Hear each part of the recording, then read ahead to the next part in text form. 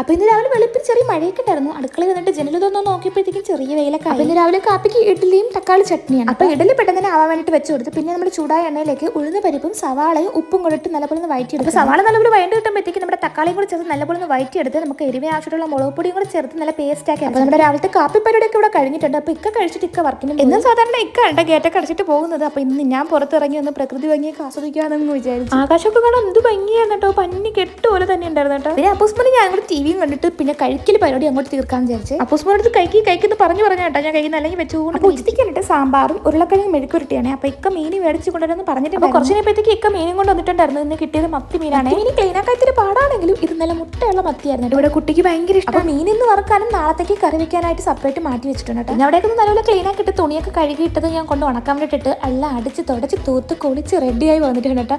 ഇനി കുറച്ച് റെസ്റ്റ് ചെയ്യണം. അപ്പോൾ ഇന്നത്തെ കുഞ്ഞോടെ ഇത്രയുള്ള വീഡിയോ ഇഷ്ടമാണ്. സബ്സ്ക്രൈബ് സപ്പോർട്ട് ചെയ്യട്ടോ.